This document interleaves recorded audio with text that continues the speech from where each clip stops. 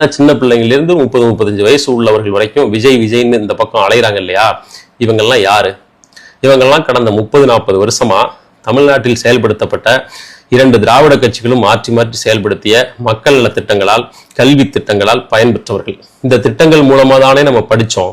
இதன் மூலமா தானே இன்னைக்கு வேலையை வாங்கி ஏதோ ஒரு வெளிநாட்டுல இருக்கோம், இல்ல உள்நாட்டிலேயே ஒரு நல்ல வேலையில் இருக்கிறவே. இதுக்கெல்லாம் காரணம் இந்த ஆட்சி தானே அப்படின்ற எண்ணம் ஏன் இவங்களுக்கு இல்லை? அதற்கு நன்றியோடு இருப்போம் அப்படின்ற எண்ணம் ஏன் இவங்களுக்கு வரல? மாறா வெறுமனே சினிமாவில் மட்டுமே நடிச்சுட்டு வந்த இந்த 3 வருஷம் மட்டுமே அரசியல் பேசுகிற, அதையும் முழுமையா பேசாத, அரைகுறையா செலக்டிவா பேசுகிற இந்த விஜய் ஆதரிக்கக்கூடிய மனப்பாங்கு இவர்கள்ட்ட ஏன் வந்துச்சு?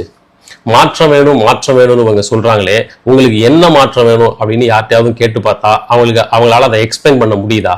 அப்சல்யூட்டா இந்த 2 கட்சிகளையும் ரிஜெக்ட் பண்றாங்க. தமிழ்நாடு அடைந்திருக்கக்கூடிய முன்னேற்றங்கள் தங்களுடைய சொந்த வாழ்வுல அது எதிரொலிக்குது அப்படின்றத கூட பார்க்க மறுப்பவர்களாக இவங்க இருக்கிறாங்க.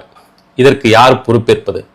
இவ்வளவு காலமா தமிழ்நாடு அடைந்திருக்கக்கூடிய முன்னேற்றம், பெற்றிருக்கிற வெற்றிகள், பொருளாதார ரீதியா வட மாநிலங்களை ஒப்பிடும்போது தமிழ்நாடு அடைந்திருக்கக்கூடிய வளர்ச்சி, இது எல்லாத்துக்கும் நம்ம கிளைம் பண்றோம், ஓனப் பண்றோம். அப்படின்னா இந்த சிறுமைக்கு யார் பொறுப்பேற்றுக் கொள்வது?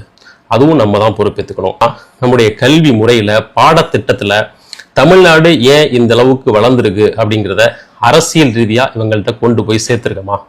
மாறா என்ன நம்ம செஞ்சிருக்கோம் அப்படின்னாக்க, வெல்ஃபேர் ஸ்கீம்ஸ்.